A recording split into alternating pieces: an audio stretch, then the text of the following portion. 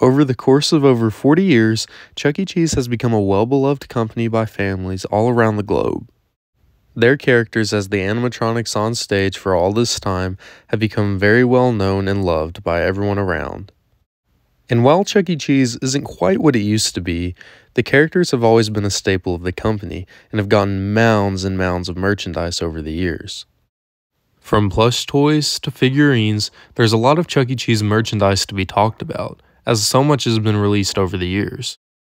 And due to this abundance of merchandise, some items later on become extremely rare or even impossible to find.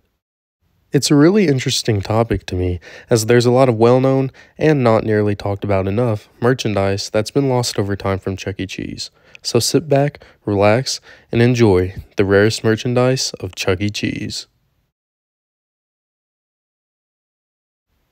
Pasquali the chef has been a beloved character of Chuck E. Cheese for over 40 years now, debuting at the original location on May 17, 1977, as an original member of the cast of characters.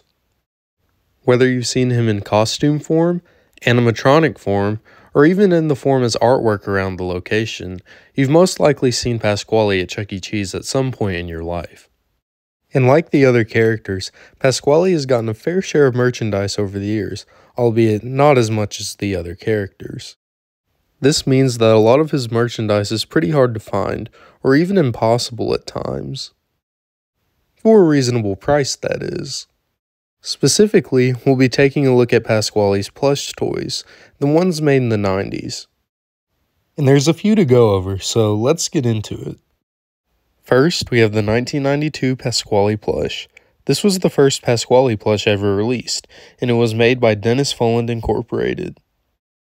The plush also came in a smaller size, which all the plushes in a set had both a small size and a medium size, with Pasquali never receiving a large size plush.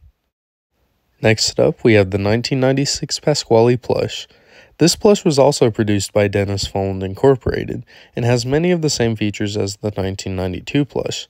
There are some slight differences here and there, including the eyes and some of the other small details on the plush that aren't that noticeable. I think it looks pretty good. This plush also has a smaller variant. And last but not least, we have the 1998 Pasquali plush. This plush is similar to the last two and was also produced by Dennis Folland Inc. And just like the others, he had a small variant. These plushes are pretty rare, but it more comes in the form of their value, with them going for pretty insane prices for a stuffed toy. Like, bro, Pasquali's rolling in his grave right now, $212. You can get the Chuck E. Cheese restroom signs for cheaper than that. But anyways, let's move on to the next topic. In the mid-1990s, Chuck E. Cheese was going through some changes. They were attempting to make Chuck a hipper, cooler mouse, and this applied everywhere, from signage, advertising, and pretty much everything in their restaurants. And of course, this includes merchandise. And that's where this guy comes in. This is a Chuck E. Cheese interactive doll made sometime in the mid-1990s, judging by the outfit he has on. The package and the doll itself both feature the 1994 Coach Chucky outfit. And we can tell this is an interactive doll because Chucky has a tag that says "Squeeze my hand and hear me talk." But other than that, there's no information on this guy. I've looked everywhere, and I can't even find any other photos online. Even Reddit was stumped. However, it appears someone may have found the company who produced these dolls, Streets Player Holdings Corporation. I've personally never heard of this company, but they said the packaging matches another thing Chuck E. Cheese related, so this could be a possible lead. But for now, let's move on to the third topic of the video.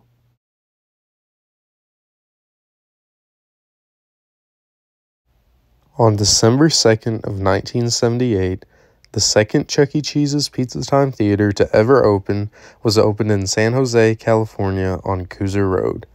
This location was different compared to the first location, as the animatronics were slightly more advanced, and this location would gain more features over time and lasted longer, closing in 2020 comparing to the original location closing back in 1985. And with the opening of this location, we got the very first Chuck E. Cheese plush ever produced.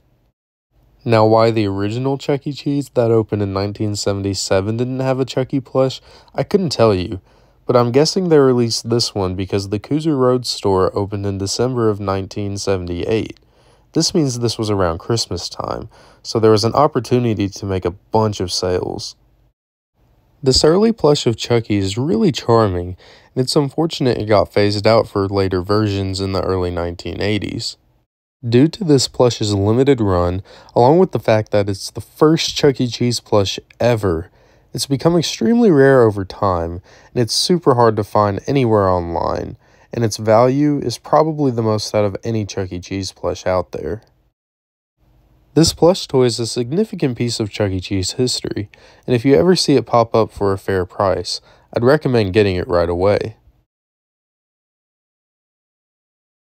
So, how did you guys enjoy the video? Let me know in the comments and make sure to like, subscribe, and turn on your notifications. Chuck E. Cheese has a lot of rare merchandise left to uncover, and it was really fun talking about all these examples today. Thanks for watching, and I'll see you in the next one. Bye for now.